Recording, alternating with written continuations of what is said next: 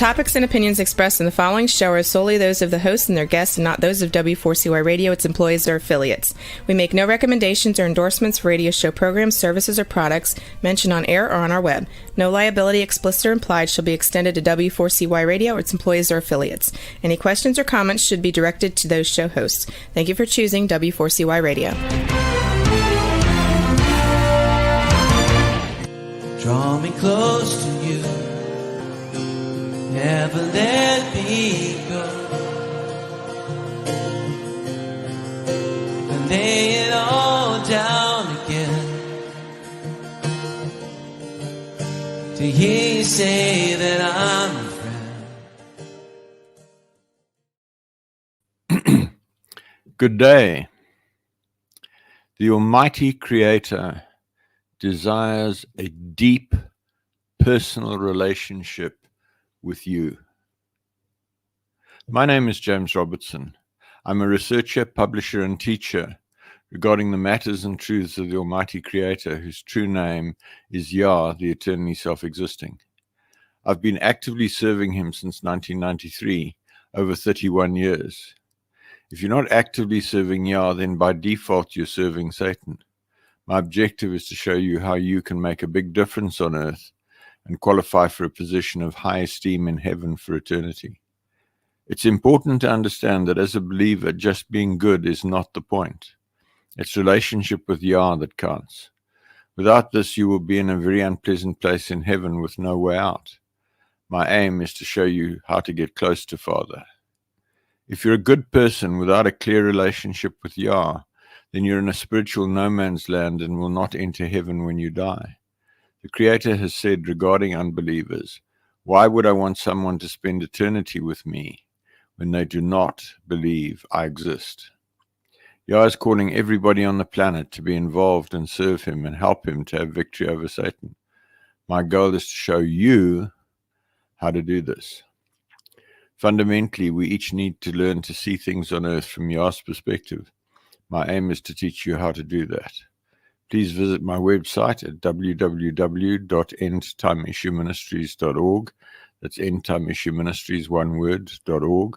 Or email me on James, James, at endtimeissueministries.org. Today we're going to continue with the subject, Where Will You Spend Eternity? And we're going to deal with part 12 of that. The overview, we're looking at what is required in order to qualify to sit on a high throne for eternity. We'll continue to look at the famous reformer amongst the foolish virgins. We'll then look at the pure truth spoken in pure love and discuss how to get there and discover that pain is good. We'll then discover that relationships are forgiving and that we should learn on earth. We will then sum up regarding the foolish virgins. And we'll then continue our journey towards the judgment seat and the throne. Finally, we will look at the state of your relationship with the Almighty Creator. This broadcast is based on the article 2024-0103, Where Will You Spend Eternity, with commentary on the Final Quest, 3rd edition, part 11, originally written in 2003. We're continuing to look at the famous reformer amongst the foolish virgins. On page 95, paragraph 4, another man joins the conversation. Joiner describes this man as one who Joiner had considered as one of the greatest Christian leaders of all time. The section continues. The need to apply what one teaches in one's own life on a daily basis is an enormous point and enormous challenge. It's relatively easy to read a text and obtain revelation, or to obtain revelation in prayer. To apply it? On page 102, paragraph 1, it is stated that the high calling is not out of reach for anyone that the Almighty has called. It's also stated that love for the Almighty alone and seeking His glory alone is what will keep one on the path of life. My understanding is that everybody on earth has a high calling. My understanding is that it is entirely possible for you, not the person behind you, in front of you, left of you, right of you, above you, below you, whatever, you, to achieve a position of a high throne for eternity. The rules have changed. The previous dispensations didn't work. This is your opportunity to earn a high throne.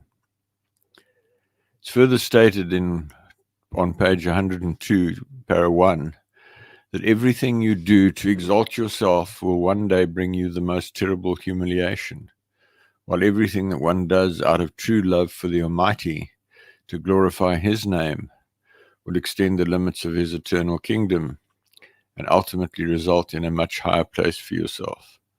Live for what is recorded here, care nothing for what is recorded on earth.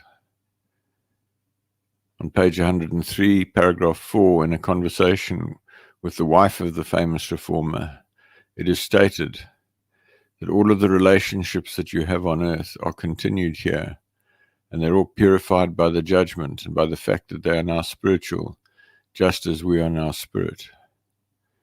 This is a really important point. At one level, it seems obvious. At another level, I wonder how many of us really think about this in our relationship with others. So, it's not about exalting yourself. It's about drawing people to Father, to the Almighty, to Yah, the eternally self-existing. It's about bringing Him glory. It's about doing things that are pleasing to Him. Father, help me to bring you joy. I pray every night. Do you think about bringing Him joy?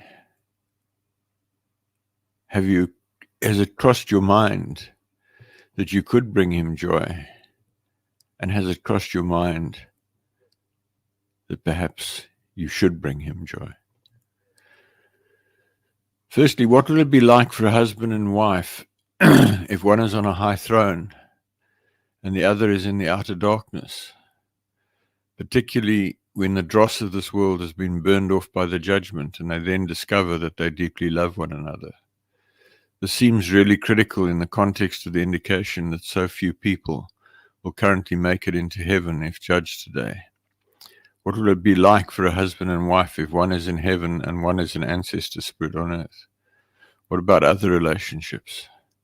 What if a man has committed adultery with another man's wife and fallen deeply in love with her and come to repentance while she has continued in her sin? He will then still experience his deep love for her, even if she is roaming the earth as a demon and he is in heaven, or vice versa. The Almighty has indicated to me that this is so. Folks, I'm not sure that you really get this point. Sorry to say that.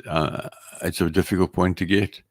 That it is possible for two people. There's a passage in the New Testament which says that two will be at prayer and one will be taken and one not. That two will be in the field, one will be taken and one not.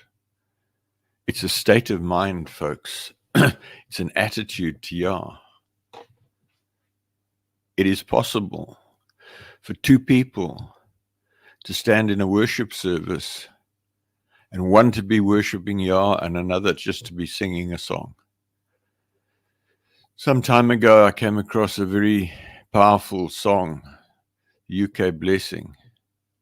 And Father said to me, of those singing the song, only 20% believed in Him. Shocking stuff. What about family members and friends we could have interceded for more effectively, witnessed to more constructively? Consider Luke 16, verses 22 to 26. And it came to pass that the beggar died and was carried by the messengers into Abram's bosom. The rich man also died and was buried. And in hell he lifted up his eyes, being in torments, and seeth Abraham afar off, and Lazarus in his bosom. And he cried and said, Father Abraham, have mercy on me, and send Lazarus, that he may dip the tip of his finger in water and cool my tongue, for I am tormented in this flame.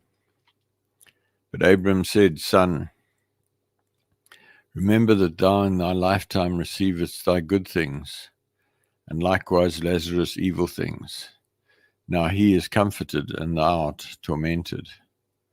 And beside all this, between us and you there is a great gulf fixed, so that they which would pass from hence to you cannot, neither can they pass to us that would come from thence.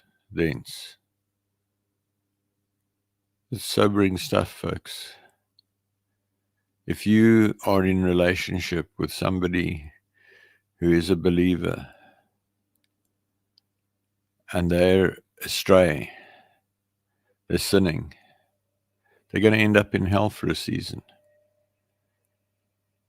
Are you going to get to heaven perhaps and then be confronted with the fact that maybe you didn't speak loudly enough or intensely enough? Notice that those in hell can speak to those in heaven and ask for help, and those in heaven can reply but cannot help. Notice that both Lazarus and the rich man were believers. What is it going to be like to be in the one place and see others one knew, liked, loved in the other place? Whichever way round it works out for you. What do you choose to do about this?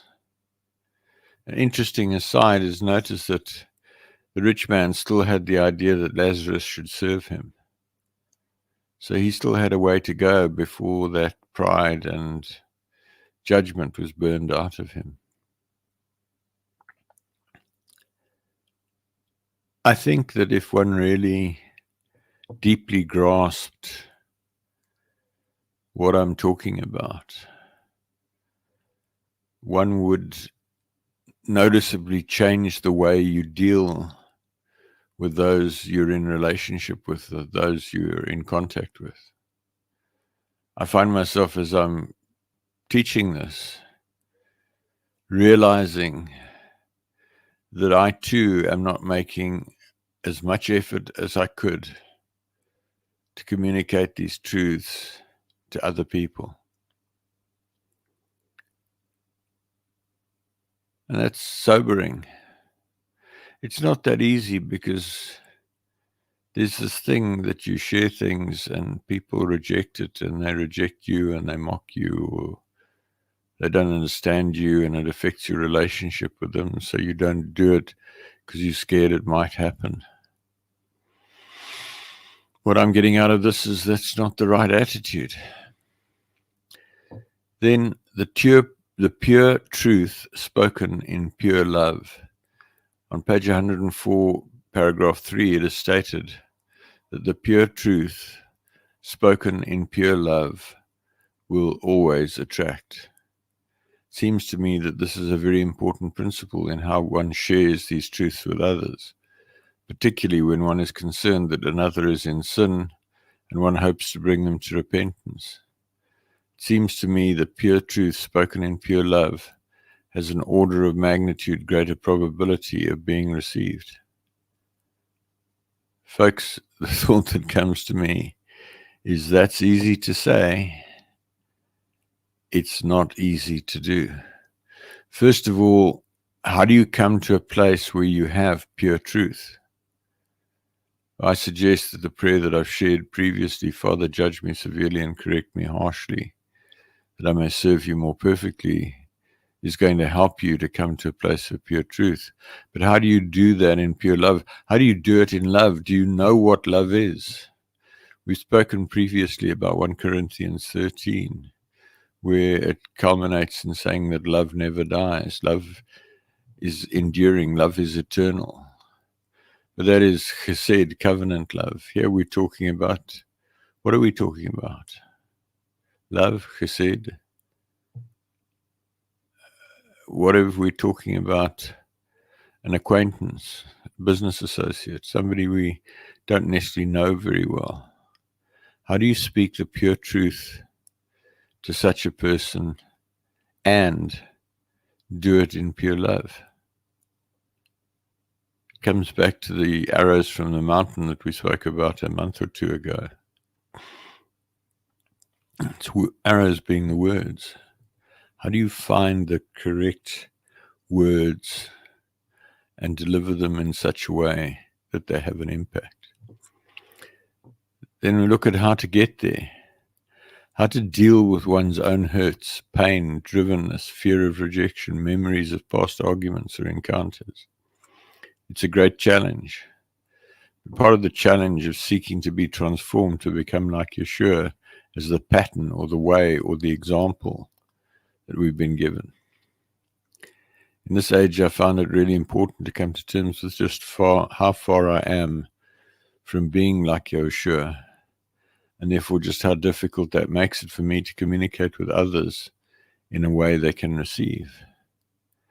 At the time of first writing, I stated, in recent years, I've done much work in dealing with childhood hurts and beliefs, using psychological tools and practices, including those taught by the More to Life program.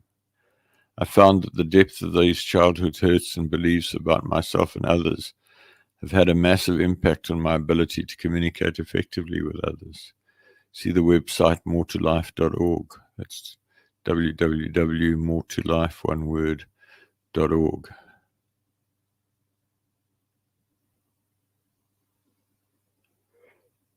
The key thing to reiterate is to seek to become like Yeshua. Early on in this journey of mine, 31 years ago, Father said to me, read the Gospels, the good news, as though you are Yeshua. That was eye-opening stuff, and I commend it to you. See yourself performing the miracles. See yourself with Yah speaking through you.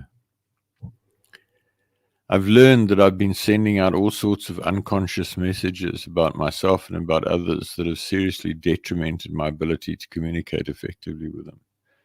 I've come to understand that these hurts and beliefs in some form or another are present in every human being on earth today, and that they contribute in large measure to the extent to which so many relationships, including marriages, are dysfunctional. The final quest goes on the heading, Pain is Good. Also on 104, paragraph 3, it is stated, also by the wife of the reformer, pain is good. It shows you where there's a problem. Do not try to reduce the pain until you find the problem. Yah's truths often brings pain as it highlights a problem that we have. But his truth will always show us the way to freedom too. When you know this, you will even begin to rejoice in your trials, which are all allowed to keep you on the path of life.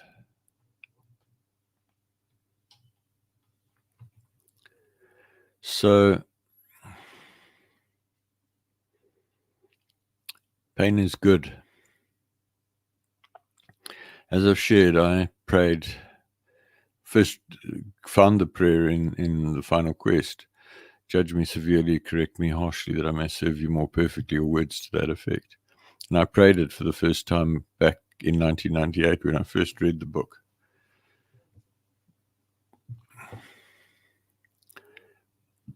Subsequently, I prayed it occasionally until around 2010, when I became really aware of its importance. And since then, I've prayed it most days, intermittently, admittedly, not every day for the last 14 years, but currently I pray it every night. And I recommend it. And sometimes there is real pain. Split a tooth on one occasion after I'd sinned. Relationships are forgiving. In 105.5, the wife of the famous reformer states, as your mind is renewed by the Spirit of truth, you will not see relationships as an opportunity to get from others, but to give. Giving provides the greatest fulfillment that we can ever know. The most wonderful human relationships are but a fleeting glimpse of the ecstasy that comes when we give ourselves to Yah in pure worship. She continues, true love never seeks to be first or to be in control. Excuse me. But rather the place of service. If my husband, she's referring to the great reformer, and I had kept this in our marriage, we would be sitting next to the king now, and this great hall would be filled with many more souls.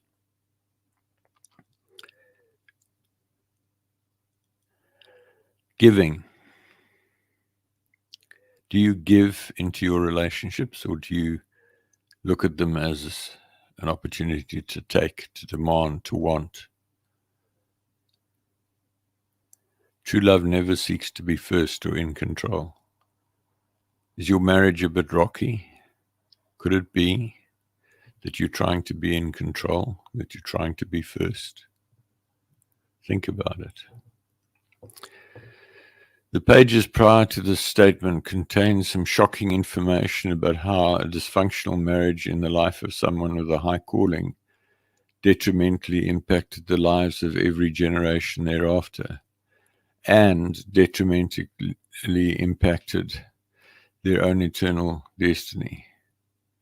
Father has confirmed to me that the great reformer referred to above is Martin Luther. There are a number of big lessons here for every believer, not least with regard to marriage. Book then goes on to the heading Learn on Earth. In 106.6, another person states that everything that Jonah was learning in the vision had been given to him on earth. I understand this to apply to every one of us. He is told that, quote, every relationship, every encounter with another person could teach you what you are learning here if you will keep that cloak of humility on and learn to always keep your attention fixed on his glory. A key message from the final quest is the power of humility. And as I think I said a week or two ago, it is not easy to be humble. Humility is not something that our society encourages, that we even really understand. Father, humble me by your Spirit, that I may learn to serve you more effectively, would be a useful prayer. I've added to the prayer from Ephesians 6, the full armor of Yah, the mantle of humility. It's so important. I urge you to read the final quest to really see how that fits together. The speaker turns out to be a man who had, quote, a great ministry. This man reports that he became very proud near the end of his life and started to touch the Almighty's anointed and to do his prophets harm. That he and his followers looked for faults in other ministries and exposed them. In 108.2, this man states that he became, quote, the worst thing that a man can become on the earth, a stumbling block who produced other stumbling blocks. We sowed fear and division throughout the church, all in the name of protecting the truth. In my self-righteousness, I was headed for perdition. In his great mercy, the Almighty allowed me to be struck by a disease that would bring about a slow and humiliating death. Just before I died, I came to my senses and repented. There's a huge point here, folks. If a believer is in right standing with Yah, they will remain strong and vibrant to the moment they are taken. If a believer is in sin and error, they may well find themselves sick, feeble, battling. It's judgment.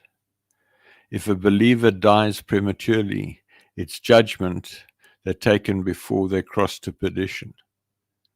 Folks, this is really serious stuff. If you're a believer towards the end of your life and you're sick, you need to get on your knees and find out why and repent and turn it around before you lose everything.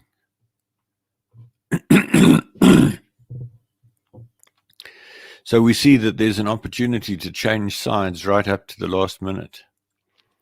If you're near the end of your life and experiencing severe illness, it may be really important to check out what the Almighty may be wanting you to learn before it's too late. If you do not, you may find yourself rejected and cast out, in which case you will first visit hell to pay the price of your unconfessed sin as a believer, and then be cast into the lake of fire and brimstone to be utterly consumed. The worst of both worlds. Page 109, paragraph 3, this man states, and we always comfort ourselves by actually thinking that we were doing Yah a favor when we attacked his own children. He goes on to refer to the worst judgment of all, the judgment of the stumbling blocks. He also states that those who are doing these things are doing the work of the accuser, Satan. A few days ago, maybe a week ago, I encountered on this Facebook group that I'm a member of, somebody was really declaring judgment on a certain individual. And I quoted two or three verses from the Bible. Judge not, lest thou also art judged. Who are you to judge another man's servant, and so forth.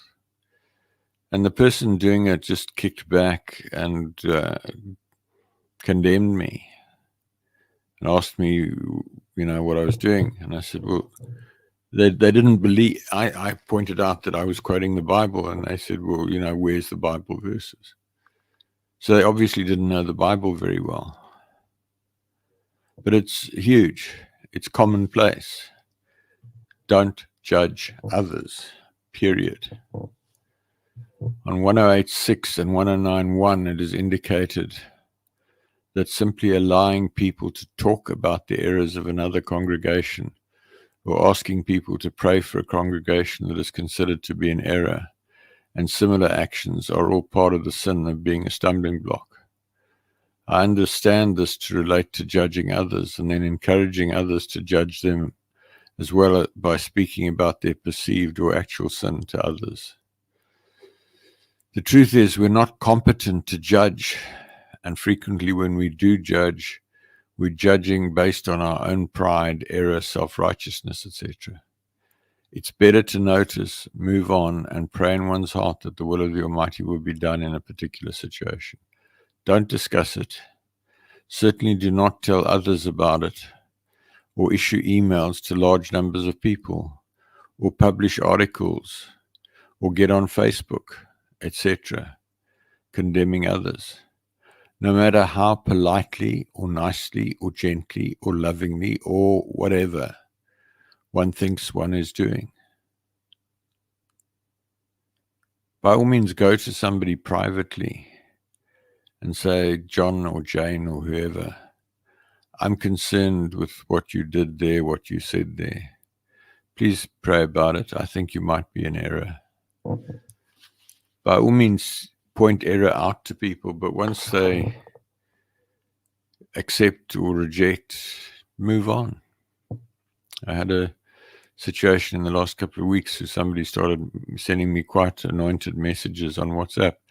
They're in the name of God and Jesus and the Lord and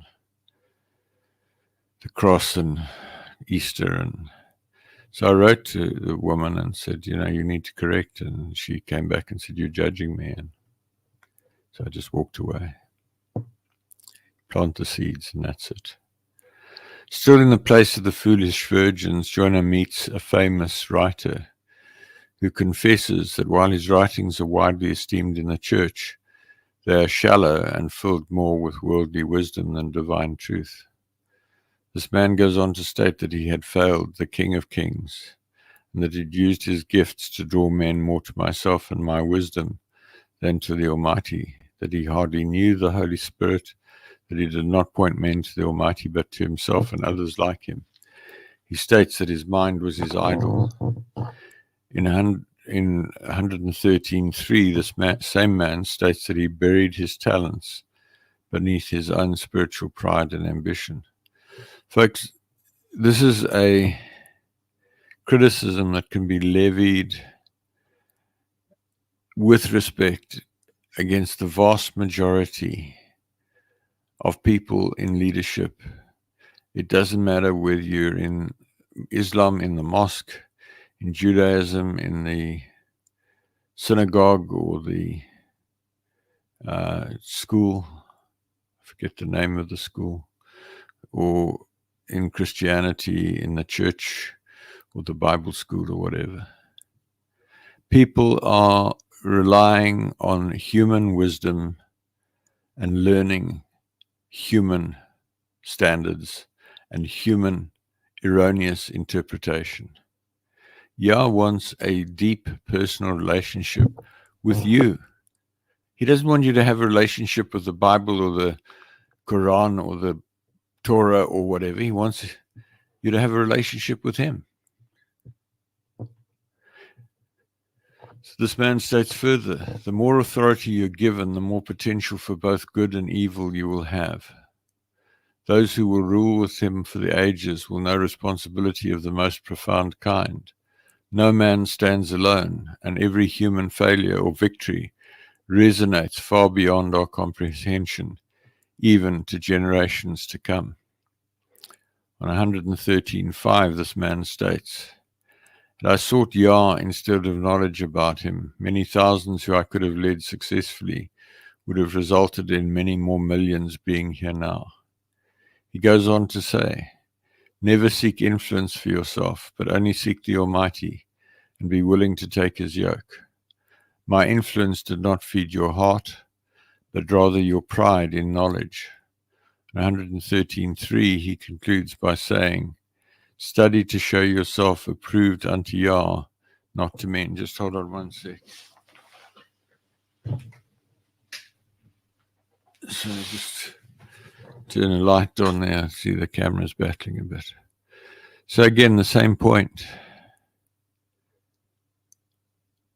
One man takes a wrong journey, a wrong turning, and where he could have made a huge difference, instead leads people into error and deception and pride, and keeps people out of heaven. Each one of us has that opportunity to lead others to Yah, to Yeshua, to heaven, or lead them to their pride, their carnality, their Bible. I constantly see this as an enormous challenge. It's so easy to want to be approved by other human beings and lose sight of the approval of the Almighty. This is particularly so as a consequence of the fallen state of the world. That which is esteemed by the Almighty is generally ridiculed or rejected by mankind in this age. It requires real commitment to seek to please the Almighty. Folks, I come out of a Christian background, although I no longer regard myself as Christian.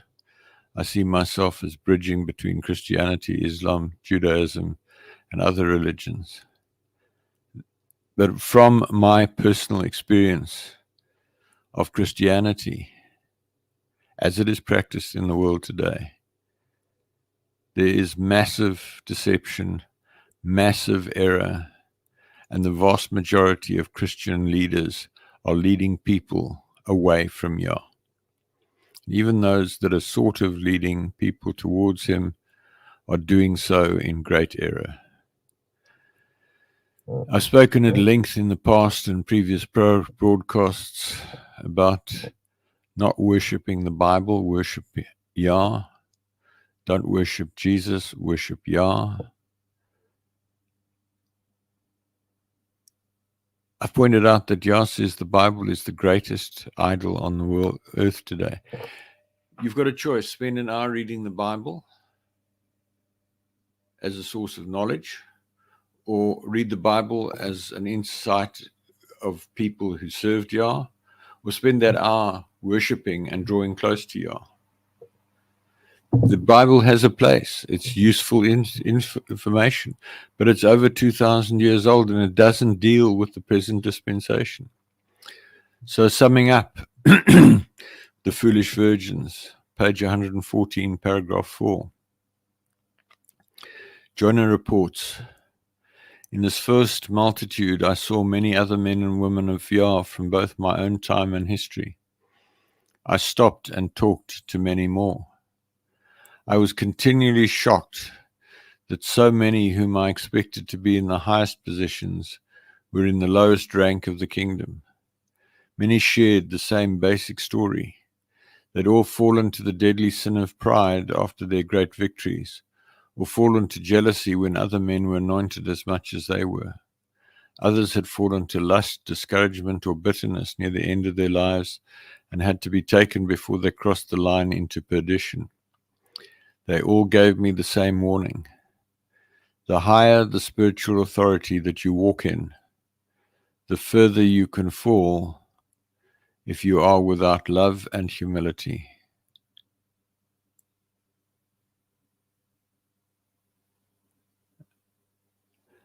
I've read these passages, 20, 30 times, maybe more. It's sobering stuff, folks. Get the book, read it. There's a copy on the website with commentary up to part 2 of chapter 5. I've corrected Jesus and God and the Lord to the correct terminology so that it's maybe not an accurate reflection of what Joiner wrote, although that's still there.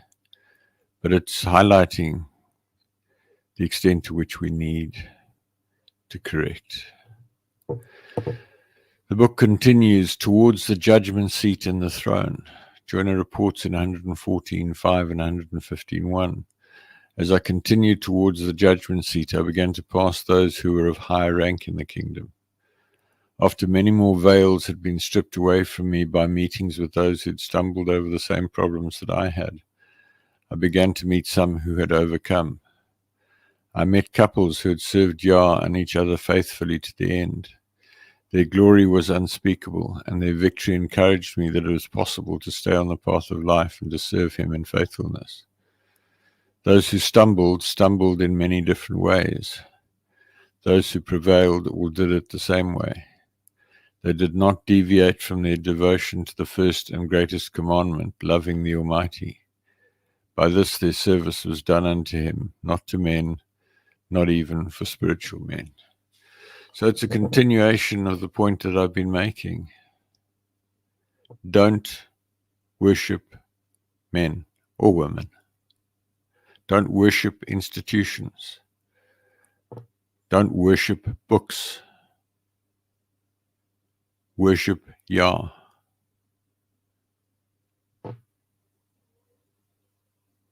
If you are in a place where you think that somebody who does something to your book, be it the Quran, be it the Bible, be it the Torah, is committing some grievous sin, you're mistaken.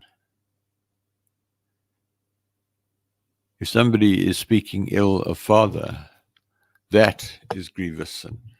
And I ask you to make that distinction. Books are just books. Men and women are just men and women. They're not there to be worshipped, and if you worship them, if you kill another person because they did something to your book or said something about your book, you're in deep trouble. And 115.2, quote, when I was still not even halfway to the throne, what had been the indescribable glory of the first ranks now seemed to be the outer darkness in comparison to the glory of those I was now passing. The greatest beauty on earth would not qualify to be found anywhere in heaven, and I was told that this room was just the threshold of realms indescribable. Truly, this is a treasure that is worth seeking to obtain, a treasure that warrants a sacrifice of obedience and love in this life.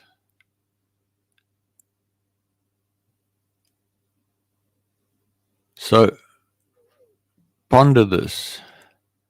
He says the beauty is indescribable. He said that the beauty that he described earlier as being dramatic of those who were in the foolish virgins now appeared to be so dull because he was getting closer to the throne.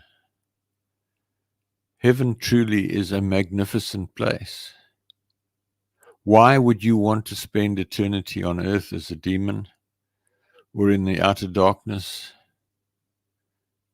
Why would you even want to spend eternity as a foolish virgin when you could become an overcomer,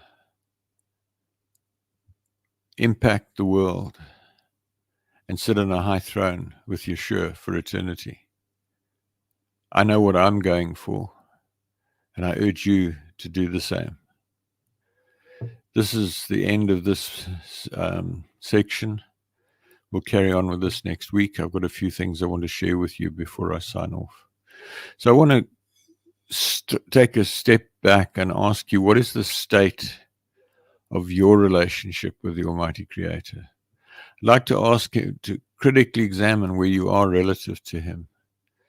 Do you talk to Him constantly throughout the day and allow Him to lead you in every possible way? Are you conscious of Him at all times? Do you worship Him at every opportunity? Do you count Him your friend? Have you clearly and unambiguously heard Him call you friend? If not, you're failing in your life purpose, and you will be bitterly disappointed when you die. Folks, fundamentally, the only reason that you exist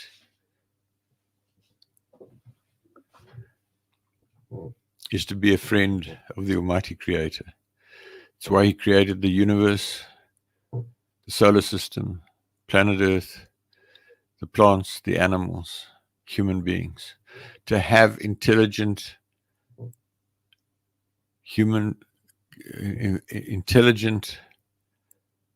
companions to talk to.